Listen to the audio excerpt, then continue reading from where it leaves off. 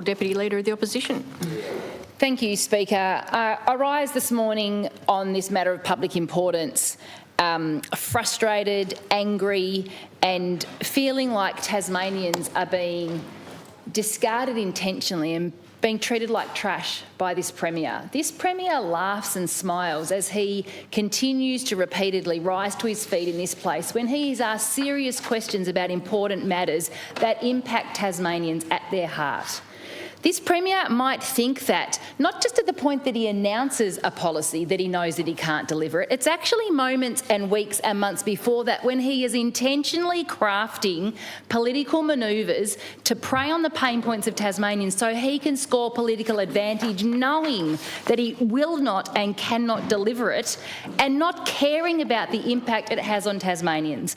Now, we can list a series of broken promises from this Premier, and it is this Premier that leads this government that is responsible for these broken promises to Tasmanians, because he is standing up and facing and actually the architect of the pain that is being held on Tasmanians. Whether it be things in my electorate, my community that he is impacting, whether it be across all Tasmania, whether it be in sectors and industries which are actually people.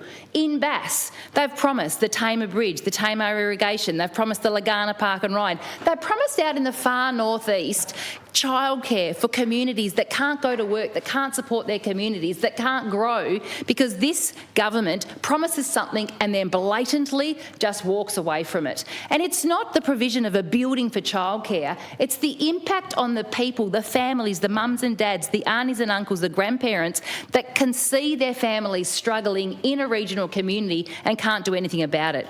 But at a statewide level, it's the greyhounds, it's salmon, it is Tazinsure, all of those businesses across all sectors that are being impacted by a promise from this Premier that premiums would go down by $250 and, oh my God, grocery prices will be cheaper. He knew that that was ridiculous when he said that, but he fronts up with a smile, he giggles with a jacket on and thinks it's funny.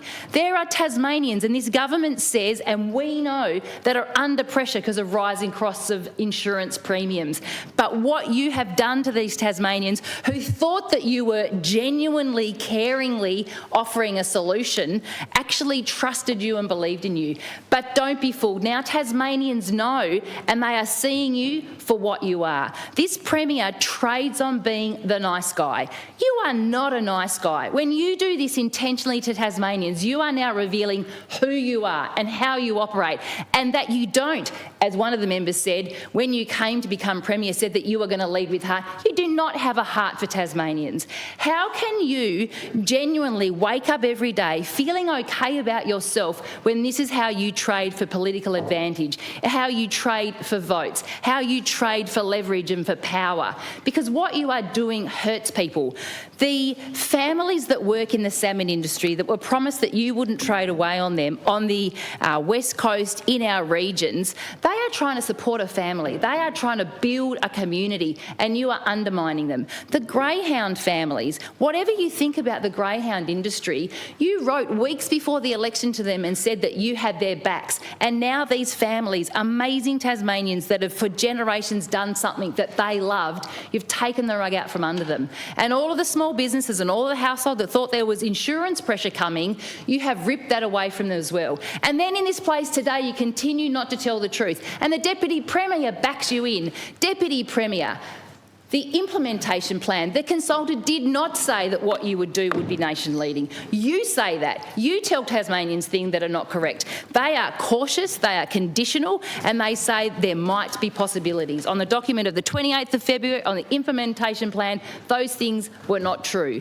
Tasmanians need to expect that their Premier will tell the truth. They know he won't.